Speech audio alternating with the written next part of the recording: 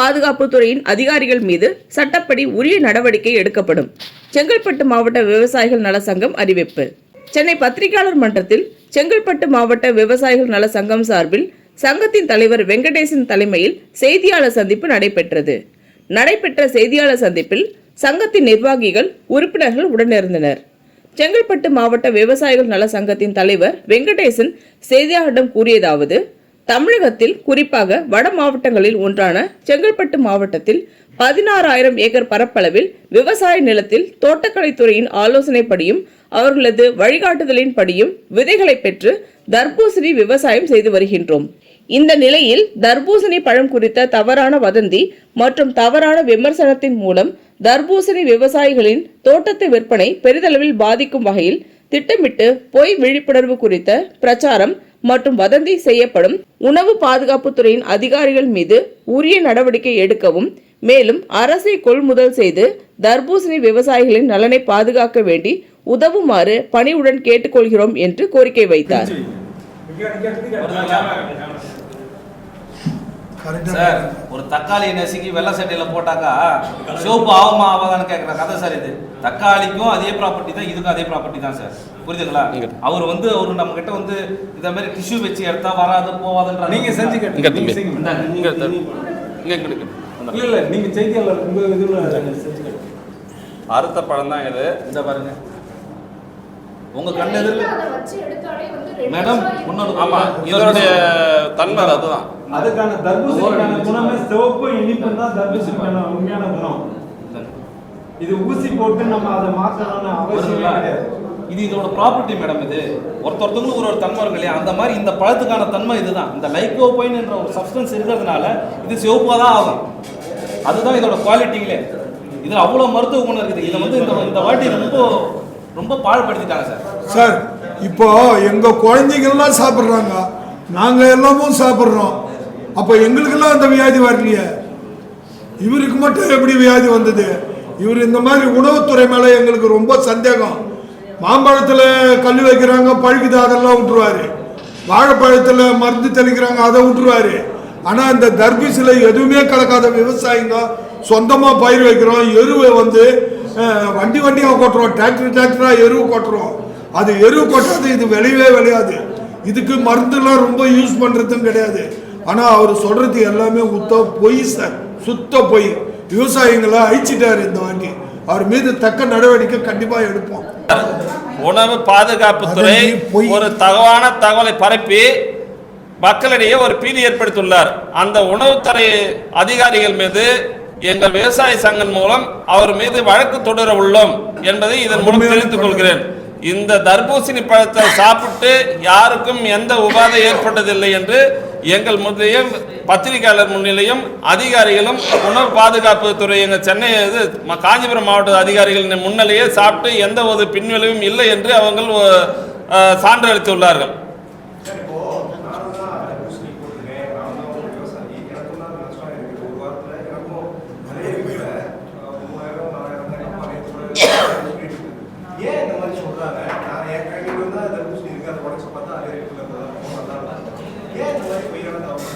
இதற்கு இப்போ விஷயம் என்னன்னா, இந்த மாஃபியா ஒன்று இருக்குங்க.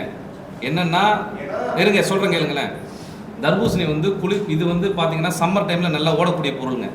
இந்த சம்மர் டைம்ல இது ஓடுச்சுனாக்கா கூல்ட்ரிங்க்ஸ் ஓடாதுங்க. இது எங்களுக்கு வர சந்தேகம் என்னன்னா, ஏதோ ஒரு மாஃபியா அவன் என்ன பண்றான், ஒரு கம்பெனிக்காரன் ஒரு ஃபுட் சேஃப்டி ஆஃபீஸர் மூலியமா ஏவி விட்டு இதுக்கு ஒரு கெட்ட அவப்பெயர் உண்டாக்கிட்டாக்கா அவங்களோட பொருள் போகுங்க. இப்போ பார்த்தீங்கன்னாக்கா பை ஒன் கெட் ஒன் கொடுக்குறான். யாரு? Cool drinks buy one get one கொடுக்குறான். வெயில் டைம்ல பை ஒன் கெட் ஒன் கொடுக்கவே மாட்டாங்க. இன்னைக்கு என்னன்னா தர்பூசணி நல்லா விளையுதுங்க, நல்லா எல்லாரும் சாப்பிட்றாங்க. சார் ஒன்று சொல்கிறேன் சார், இந்த தர்பூசணி கெட்டு போகிறது ஒரு ஊசி இப்போ கொடுத்துட்டு நீங்கள் ஒரே ஒரு ஊசி செலுத்துங்க சார். சும்மா குத்திட்டு 2 மணி நேரம் கழிச்சு வைங்க சார். அதில் நீர்லாம் வடிஞ்சு அது கெட்டே போகும் சார். அதனோட ப்ராப்பர்ட்டி அந்த மாதிரிங்க. புரியுதுங்களா? அதில் போய் ஊசி செலுத்தி அதில் ரசாயனம் செலுத்தி அதில் ஸ்வீட் ஆட் பண்ணுறதுலாம் இதெல்லாம் தேவையில்லாத வதந்தி சார். இன்னைக்கு விவசாயி எவ்வளோ கஷ்டப்படுறான்னு தெரியுங்களா சார்? இவர் கூட சொன்னார் சார் 40,000 50,000. இல்லை சார், இருங்க ஒரு நிமிஷம் சார் நான் சொல்லிடுறேன் இருங்களேன் சார். நான் சொல்கிறேன் இருங்க சார். நீங்கள் குத்தகை எடுத்தீங்கன்னா 80,000 1 லட்சம் செலவு சார். சொந்த நிலமா இருந்தால் 40 to 60,000 70,000 செலவுங்க சார். இன்னைக்கு அதே மாதிரி நல்ல சம்மர் டைமில் உங்களுக்கு ஈல்டு வராதுங்க. 10 டன் ஒரு ஏக்கராக்கு 10 டன் வருங்க. நீங்கள் சொன்னீங்க ரேட்டு 3,000 போகுது சார், 4,000 போகுதுன்னு. நீங்கள் 10 டன்னா என்ன சார் ஆச்சு? 30,000 ஆச்சுங்க. செலவு பண்ணது எவ்வளோங்க? 70,000 80,000 ஆச்சு. இவன்லாம் என்ன சார் பண்ணுவான்? ஒரு விவசாயி என்ன பண்ணுவான் சொல்லுங்க பார்க்கலாம். இதில் ஊசி செலுத்தி சார் நான் அந்த பிரசாத்துங்களா அவர் சதீஷ்குமாருங்க அவரோட இன்டர்வியூவை நான் பார்த்தேன். நான் ஒரு நியூஸ் 18லேருந்து ஒரு நபர் போயிட்டு அவராக இன்டர்வியூ எடுக்கிறாரு. எடுத்து வந்து சார் அந்த ரசாயனம் எடுத்து ரெடியாக வச்சுருக்காங்க. ரசாயனம் எங்கேருந்து சார் வந்துச்சு? ரசாயனத்தை இன்னைக்கு பேன் பண்ணுங்களேன். அந்த ரசாயனம் சொல்கிறீங்க, அந்த ரசாயனம் எங்கேருந்து வந்தது? செலுத்தக்கூடிய ரசாயனத்தை நீங்கள் ஃபஸ்ட் நீங்கள் பேன் பண்ணுங்களேன். ஃபஸ்ட்டு ரசாயனம் செலுத்த மாட்டாங்க சார், எந்த விவசாயம் செலுத்த மாட்டாங்க சார். சார் இது வந்து பாருங்களேன் 5-6 கிலோ விளையுதுன்னு வச்சுக்கோங்க. அந்த டைமில் மழை பெய்யுதுங்க. லேண்டில் மழை பெஞ்சதுன்னா என்ன ஆகுனா இந்த வெயிட்டுக்கு இந்த காய் அப்படியே போய் மண்ணில் உட்காருங்க. மண்ணில் உட்காரும் போது ஒரே ஒரு சின்ன கல் குத்தும். அந்த கல் குத்துச்சுன்னா அடுத்த நாள் அடி போயிடும். ஒரே ஒரு மைனூட்டாக ஒரு சின்ன கல் குத்தும். அந்த கல் குத்தும் போது என்ன ஆகுனா அந்த நீர்லாம் வடிஞ்சு அது அப்படியே போயிருங்க, வீணாக போயிருங்க. இவங்க சொல்றாங்களே ஊசி குத்துனா அதான் இடம் இது. ஊசிலாம் குத்த முடியாது சார். ஊசி குத்தினா தர்பூசணியில உங்களால ஊசிலாம் குத்தி அதில் ரசாயனம் ஏற்றி எந்த ஒரு தவறுலாம் பண்ண முடியாது சார். எங்களுக்கு என்னன்னா சார் இவ்வளோ விவசாயிகள் எல்லாம் ஒரு ஆதங்கத்தோட வந்துடும் சார். இந்த டைம்ல ரமலான் டைம் சார், இன்னைக்கெல்லாம் 15,000 17,000 போகும் சார். 20,000 கூட போச்சு. அசிங்கமா இருக்குங்க. ஒரு விவசாயி வந்து சார் உங்களுக்கு இங்க இருக்க உங்களுக்கு தெரியலங்க சார், அந்த ஏரியா சைட்லாம் தோட்டத்தை விட்டுட்டு பாவம் ஆகணும் சார். யாருமே வந்து கையில பணத்தை வச்சுக்கின்னு யாரும் விவசாயம் பண்றது இல்லைங்க. எல்லாம் கடன் வாங்கி பண்றாங்க. யாருமே வந்து கையில பணத்தை வச்சுக்கின்னு விவசாயம் பண்றது இது எங்களுக்கு ஒரு பணப்பயிருங்க. என்னன்னா இந்த சீசன்ல நாங்க சம்பாதிக்கலாம், மற்ற டைம்ல எங்களால் சம்பாதிக்க முடியாதுங்க. இந்த ஒரு 60 நாள் டைம்ல ஒருத்தவங்க கூட தூங்க மாட்டான் சார். நீங்க வீட்டில் போய் பார்த்தீங்கன்னா ஒருத்தவங்க கூட வீட்டில் படுக்க மாட்டான். எல்லாம் நைட்டு எல்லாம் கழனியில் சுற்றிட்டு இருப்பான் சார். அவனோட வாழ்வாதாரம் எல்லாமே இந்த 60 நாள் தான் சார். இந்த 60 நாளில் சம்பாரிச்சு அடுத்து இருக்கிற மீதி இருக்கிற ஒரு 9 மாதம் வெளியில் போயிட்டு வேற எதனா ஒரு பயிர், பணம் இல்லாத பயிர் சார், நெல் வைப்பான் சார். நெல்லில் ஒன்றுமே இருக்காதுங்க. அந்த இதில் சம்பாதிச்சு அதை எடுத்து போய் வச்சு அவனோட ரொட்டீன் வாழ்க்கையை நடத்துவாங்க. இவங்க பண்ண ஒரு இந்த மாஃபியாவில் பெரிய அளவில் நீங்கள் வந்து பார்த்தீங்கன்னா நாங்கள் செங்கல்பட்டு மாவட்டத்தில் தான் நாங்கள் பேசுகிறோம். செங்கல்பட்டு மாவட்டத்தில் குறைஞ்சபட்சம் sir 70 to 80% of acre land எல்லாமே தர்பூசணி தான் சார். பிரதானமாக இங்கேருந்து போகிற பொருள் ஸ்வீட்டாக இருக்கும். நீங்கள் இதே மற்ற இடத்துல கூட பயிர் வைக்கிறாங்க. ஆனால் எங்கள் பொருளை விரும்பி சாப்பிட்றதுக்கு காரணம் என்னென்னா எங்கள் ஏரியா மண்ணில் நல்லா இருக்குங்க. அந்த மண்ணில் அந்த சாலிடிட்டி இருக்கும், அந்த ஸ்வீட் இருக்கும் சார். அதனால் வந்து எங்கள் ஏரியாவில் ஃபுல்லாக நாங்கள் இதை பண்ணுறோம் சார்.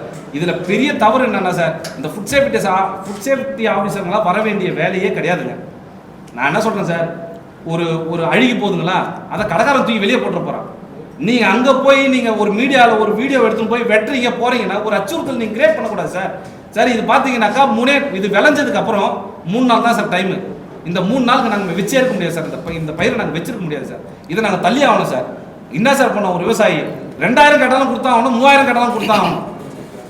அவன் வந்து என்ன பண்ணுவான்னா கிடைச்ச வரைக்கும் லாபம்ன்ற மாதிரி அவன் போயிடுவான். 55 to 60 நாள் தான் சார் இதோட லைஃப் ஸ்பேனு. அதுக்கப்புறம் எடுத்துகிட்டு போய் அவன் போய் விற்கணும். அவன் ஒரு 1 வீக் வச்சுருந்து விற்பான் சார். இதுதான் சார் எங்களோட லைஃப். இதனோட லைஃப் இதுதான் சார்.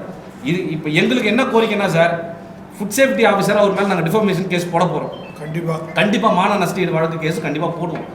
ஒரு விவசாயிக்கு அவர் தகுந்த பதில் அவர் சொல்லி ஆகணும். ஃபஸ்ட்டு அவர் ப்ரூஃப் பண்ணார் இல்லைங்களா, ஊசி வச்சு ப்ரூஃப் பண்ணுறாரு. எதை வச்சு ப்ரூஃப் பண்ணுறாருங்க? நான் நீ பூசணிக்காய் கொடுங்க, வெள்ளை கலர் பூசணிக்காய் கொடுக்குறேங்க, வெள்ளை பூசணிக்காயில் அவர் செலுத்துட்டோம், அந்த ஊசியை செலுத்துட்டோம், அது ஃபுல்லாக ஸ்ப்ரெட் ஆகுதான்னு பார்க்கலாம். அவர் சொன்னார்ல அன்றைக்கி. அதேமாரி நான் உங்களை மாதிரி ஒரு ரிப்போர்ட்டர் அவர் கூட இருக்காருங்க. அவர் சொல்கிறாரு என் பொண்ணுக்கும் சேர்த்து வந்து வாய் வெந்து போச்சு, வாயில் புண்ணாயிடுச்சு. இதெல்லாம் கேட்குற மாதிரியா சார் இருக்கு? நாங்கெல்லாம் குழந்தை இருங்க. அவர் அன்னைக்கு இன்டர்வியூ எடுத்தார்லங்க, எதுக்கு வர சொன்னார் அவர் ஆஃபீஸ்க்கு? அவர் ஆஃபீஸ்க்கு எதுக்கு வர சொல்லி அந்த இன்டர்வியூ கொடுத்தாரு? யாரோட ஏவுதலோட அந்த ஆஃபீஸில் அந்த இன்டர்வியூ கொடுத்தாருங்க? இந்த இத்தனை பேர் விவசாயிகளோட வாழ்வாதாரத்தை பாதித்து அந்த இன்டர்வியூ கொடுக்கணுமா அவரு? சார் நான் என்ன சொல்கிறேன் சார், அதில் கூட கரெக்டாக இருந்ததுனாக்கா நாங்களாம் ஏற்றுக்கிறோம் சார். 1% கூட அதில் 1% கூட கரெக்ட்ன்ற ஒரு வார்த்தை கூட கிடையாது சார். அவர் பண்ணது சரிங்க சார், பண்ண முடியாதுன்னு சொல்ல சார், பண்ண முடியாது சார். யாரா சார் ஒண்ணு நான் தான் சொல்றேன், ஒரு தொலைபேட்ட உடனே அழுகிட ஒண்ணும் இல்லண்ணே. நீங்க இந்த பழத்தை எடுத்துட்டு போங்க, நான் கொடுக்குறேன். இருங்க வரேன். நீங்க ஒரு ஊசி போடுங்கண்ணா வீட்டுல. இதை ஊசி போட்டு இல்லை உங்ககிட்ட ஏதோ ஒரு குங்குமம் ஏதோ ஒன்று கலந்து இதில் போட்டு செலுத்தி பாருங்கண்ணே. இல்லை ஒரு பூசணிக்காய் ஒயிட் கலரில் எடுத்துகிட்டு வரேண்ணே, அந்த பூசணிக்காய் நீங்கள் ஊசி போட்டு எடுத்து பாருங்கண்ணே, அது மாறுதான்னு பாருங்க ஃபர்ஸ்ட்டு. இதெல்லாம் மாறாதுங்க. இது இல்ல அந்த தண்ணி இருந்தா அது ஒரு நாள் டைம் எடுக்காது, அது அழுகிடும். நானும் தான் இப்போ நஷ்டத்துல தான் எடுத்து வந்திருக்கேன். ஏன் அதை ஊசி குத்துனா இந்த மாதிரி ஒரு தவறான தகவலை ஏன் பரப்புறாரு அவர்? அந்த மாஃபியா சார் அதுதான் எங்களோட சந்தேகம் என்னன்னா சார், அவரு வந்து ஒரு மாஃபியா கிட்ட ஒண்ணு அவங்க ஏவி விட்டுருக்கணும் சார், இந்த தர்பூசணி நல்லா போயிட்டு இருக்குங்க, நம்மளோட பிசினஸ் கெட்டு போகுது அப்படின்றத ஒரு விஷயம் சொல்லியிருக்கலாம். அதுக்காக அவரு ஏவி விட்ட ஆளா இவர் இருக்கலான்றது எனக்கு சந்தேகம் சார். சார் நான் என்ன சொல்றேன், நீங்க போங்க ஃபுட் சேஃப்டி ஆஃபீஸர் போங்க, ஒரு ஹோட்டல்காரன் இன்னொரு ஹோட்டல்காரனை பத்தி அதெல்லாம் சொல்லுவாங்க, நீ அவனை போயிட்டு எது வேணுமா பண்ணுவேன், நீ அதெல்லாம் பண்ணிக்கங்க, அது உங்க இஷ்டங்க. விவசாயி வயித்துல அடிக்காதீங்க. சார் சார் நான் என்ன சொல்றேன் சார், இன்னைக்கு தர்பூசணியில கை வச்சாங்கல்ல, தர்பூசணி விவசாயி வயித்துல கை வச்சாங்கல்ல, ஒன்றும் இல்லைங்க, ஒரு விவசாயி 2 விவசாயி பாதிக்கப்படல, பல்லாயிரம் லட்சக்கணக்கான விவசாயி பாதிக்கப்படுறாங்க. அவன் ஒரு கூல்ட்ரிங்க் ஸ்பாட்டை தூக்கி போட்டு உடைச்சான்னு என்ன ஆகும் அந்த கம்பெனிக்காரன்? இன்னைக்கு நாங்கள் அந்த கூல்ட்ரிங்க் ஸ்பாட்டில் போட்டு கீழே உடைக்கிறேன் சார், இதை வாங்காது சார். எந்த கூல்ட்ரிங்க்ஸில் கலர் இல்லைங்க, அதில் என்ன நான் கலந்துருக்காங்க இது வரைக்கும் அதெல்லாம் சொல்லியிருக்காங்களா? இதே ஃபுட் சேஃப்டி ஆஃபீஸர் என்னென்ன கலந்துருக்காங்க, இந்த கூல்ட்ரிங்க்ஸ்ல இந்த பொருள் இருக்கு, இந்த பொருள் இருக்கு, யாரா இன்னைக்கு சொல்ல சொல்லுங்க பார்க்கலாம். அவரு எல்லாமே விஷக்கொல்லி தான் கூல்ட்ரிங்க்ஸ்.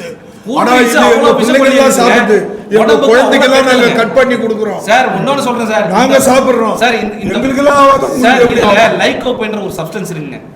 லைகோபைன் என்ன பண்ணும்னா இதுல வந்து அந்த சிவப்பு கலரை உண்டாகிறதுக்கு அது நேச்சுரலாவே அதோட வேலை அதுதான். இதுலயும் அந்த டொமேட்டோலயும் இருக்குங்க, எதுல தக்காளிலயும் இதுலயும் அந்த லைகோபைன்ற சப்ஸ்டன்ஸ் இருக்கும். இந்த லைகோபைன்ற சப்ஸ்டன்ஸ் உங்களுக்கு புரோஸ்டேட் கேன்சர் வராம நிறுத்துங்க. இன்னொன்னு பாத்தீங்கன்னாக்கா புரோஸ்டேட் கேன்சர் இல்லாம ஒபிசிட்டியை தடுக்குங்க. இதுல அவ்வளவு மருத்துவ குணம் இருக்குது. இதெல்லாமே இதை பாதிச்சுட்டு பாருங்க. இந்த எங்களுக்கு என்னன்னா இதை நாங்க இன்னமும் சீக்கிரம் நாங்க பண்ணிருக்கணும். எவ்வளவு விவசாயி கெட்டு போறாங்க. இதுல நீங்க போய் என்னங்க நீங்க போய் செலுத்துவீங்க சொல்லுங்க. இந்த தர்பூசணில என்ன செலுத்த முடியும் சார்? இதோட சிவப்பு இந்த சிவப்பு கலர் ஒட்டுன்னு சொல்றாங்கல்ல டிஷ்யூல, அதோட ப்ராப்பர்ட்டியே சிவப்பு கலர் தாங்க.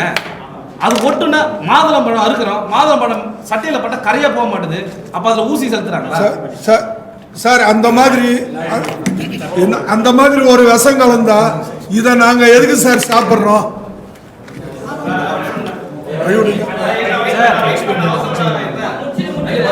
அதே மாதிரி சார் எங்களுக்கு என்னன்னா சார் ஒரே ஒரு விஷயம் சார், எங்களுக்கு ஒரு விஷயம் சார், எங்களுக்கு வந்து ஒரு பேஸ் பிரைஸ் நிர்ணயம் பண்ணணும் சார். நாங்க இவ்வளவு தூரம் செலவு பண்றோம். நான் என்ன சொல்றேன் சார், எங்களுக்கு ஒரு ஏக்கராக்கு 7000, அதாவது 7000 8000 செலவாகுதுன்னு வச்சு, அதாவது 70,000 செலவாகுதுனாக்கா அந்த 70,000 கிடைக்கிற அளவுக்கு எங்களுக்கு ஒரு பேஸ் பிரைஸ். இதுக்கு கீழே போனாக்கா எந்த வியாபாரியும் எடுக்கக்கூடாது. எங்களுக்கு இதை நீங்க அதுக்கப்புறம் எங்க டிமாண்டுக்கு ஏற்ற மாதிரி நாங்கள் லாபம் சம்பாதிக்கிறது அது வேறங்க. எங்களுக்கு இந்த பிரேஸ் பிரைஸ் வந்துருச்சுனாக்கா அவன் செலவு பண்ணாத காசு வரலாம் கூட அவன் போயிடுவான் சார். அவன் வட்டி கட்டுறான் சார், எல்லாம் வட்டி கட்டி எல்லாம் நகை அடமானம் வச்சு அவன் பயிர் வைக்கிறான் சார். இதுல நீங்க இந்த ஒரு மாஃபியா நீங்க பண்ணீங்கன்னா ஒன்றும் இல்லை, ஏசி ரூம்ல உட்காந்து அவர் அந்த வீடியோவை போட்டார் சார். இன்னைக்கு சென்னை வியாபாரம் கிடையாது தெரியுங்களா உங்களுக்கு? சென்னையில் காயை இழுக்கல சார். சென்னையில் இந்த டைம்ல எவ்வளோ காய் போகும் தெரியுமா? சென்னையில் காயை இழுக்கலுங்க. இதுக்கெல்லாம் மூல காரணம் அவர் தான் சார். எங்களுக்கு சார் அதாவது என்னன்னா அதுல உண்மைத்தன்மை இருக்கா இல்லையா கண்டுபிடிக்கிறதுக்கு நமக்கு ஒரு டைம் எடுக்கும், புரியுதுங்களா? ஆனா அதை நீ பேசிட்டாலே அது ஒரு பேசும் பொருளாயிரும்.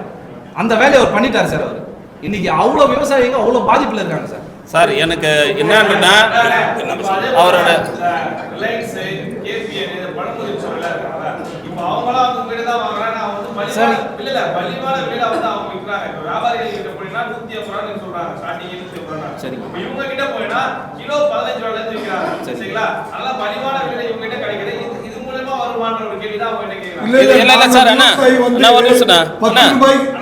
இதுல வந்து முதல் தர காய் வந்து அதிகமான டன் வேலை போகும். அந்த ரிலையன்ஸ் வந்து வாங்குறவங்க வந்து ஃபேமிலி 3 நம்பர் 3 நம்பர் இருக்கிறவங்க அவங்க 3 கிலோ சைஸ் வாங்கி விற்கிறாங்க. அப்போ 3 கிலோ சைஸில் வந்து நாங்கள் 3ஆம் தர 2ஆம் தர ரகத்தில் தான் நான் சேல் பண்ணுறோம். அது 4000 3000 10,000 விற்குதுன்னா இது 2000 தான் போவோம். அந்த மாதிரி காய் சின்ன ரக காய்கள் தான் வாங்கி பெரிய நிறுவனங்களும் விற்கிறாங்க. இதனால தான் அவங்க ரேட்டு கம்மியாக கொடுக்குறாங்க. எல்லாமே இடைத்தரகர் தான் சார், எல்லாமே புரோக்கர் தான் சார். யாரும் டேரக்ட் எந்த ஒரு ஃபார்மரும் டேரெக்டாக இந்த கம்பெனிக்கு ரிலையன்ஸுக்கும் அங்கெல்லாம் அனுப்பலை சார். ஒரே விஷயம், எல்லாம் புரோக்கர். ஃபர்ஸ்ட் காய் எல்லாம் அவன் எக்ஸ்போர்ட் பண்ணுவான் சார். செகண்ட் காய் எல்லாமே இங்கே லோக்கலில் எங்கன்னா வைப்பாங்க சார். இன்னைக்கு சூழ்நிலை எப்படி தெரியுமா ஆயிடுச்சுங்க, ஒரு டாடா ஏசியில் வந்து ஏற்றிட்டு போவான் சார். தேர்ட் கட்டிங் காய் ஏற்றிட்டு போவான். அவன் இன்னைக்கு ஃபர்ஸ்ட் கட்டிங் காய் ஏற்றிட்டு போகிறான் சார். எங்களுக்கு அவ்வளோ அசிங்கமா இருக்கு, எங்களால் அவ்வளோ வேதனையா இருக்கு சார். அவன் 2 ரூபாய்க்கு கிலோ வாங்கி போய் 15 ரூபான்னு விற்கிறான் ஏழை மக்களுக்கு. ஒரு நிமிஷம் இருக்குண்ணா. அதே மாதிரி பார்த்தீங்கன்னாக்கா எங்களுக்கு அந்த மாதிரி நாங்கள் அவனை கூப்பிட்றோம் சார். ஒரு 2வது கட்டிங் காய் அறக்கத்துக்கு கூப்பிட்டாக்கா அவன் என்ன தெரியுமா சொல்கிறான், ஏங்க மொதல் கட்டிங் காயே எங்களுக்கு அந்த ரேட்டில் கிடைக்குது, எனக்கு எதுங்க 2வது கட்டிங் காய் இதுல சொல்லுங்க. அதே போல சீசனுக்கு தான் தர்பூசணி கிடைக்கும், கோடை காலம் வந்தா தான் தர்பூசணி கிடைக்கும். ஆனா இப்போ எல்லா டைமும் தர்பூசணி கிடைக்குது. இதுல 3 விதம் இருக்கு. ஒன்னு பார்த்தா சின்னதா பச்சையா இருக்கும், உள்ள மஞ்சள் இருக்கும். அதுலயே வந்து உள் மஞ்சள் இந்த சைஸ் பெருசா இருக்கும். அது மாதிரி 6 விதமான ரகம் வந்து நம்ம மாவட்டம் தான் அதிகமாக பண்ணுறாங்க. அதுக்கப்புறம் மஸ்மிலான் பண்ணுறாங்க. அந்த மஸ்மிலானை வந்து ஜூஸுக்கு போடுவோம். இது வந்து எல்லாமே ஓப்பனாக அப்படியே சாப்பிட்றது தான். ஜூஸ் கடையில் ஜூஸாக போட்டு கொடுக்குறாங்க. இதில் என்னன்னு கேட்டிங்கன்னா, இந்த பிரச்சனை வந்ததுலேருந்து விவசாயிகளுக்கு வந்து வியாபாரிங்க வந்து யாரும் தோட்டத்தில் வாங்க வரல, தோட்டத்தோடு அழிஞ்சு போச்சு. விவசாயிகளுக்கு பெரும் நஷ்டம் அடைஞ்சிருக்காங்க. இது வந்து தமிழக அரசு வந்து அவங்கள அடையாளம் கண்டு பாதிக்கப்பட்ட விவசாயிகளுக்கு வந்து இழப்பீடு பெற்று தரணும்னு இது வாயிலாக கேட்டுக்கிறேன். அந்த சதீஷ்குமார் டாக்டர் அவர் வந்து நாங்கள் பிஞ்சு தர்பூசணி, கலர் வராத தர்பூசணி எடுத்தாந்து கொடுக்குறோம். அவர் வந்து உங்கள் முன்னணியில் நிரூபித்து காட்டணும். இல்லைன்னா அவர் நான் சொன்ன தகவலை பொய் என்று வாபஸ் வாங்கணும். இல்லைன்னா அதுவரை நாங்கள் விட மாட்டோம். நாங்கள் வழக்கு தொடர போகிறோம். விவசாயிகள் ஏற்பட்ட பாதிப்புக்கு ஒரு பதில் சொல்லி ஆகணும். மாபெரும் போராட்டம் நடக்கும், விவசாயிகள் போராட்டம் நடக்கும் சார். சார் ஆமா,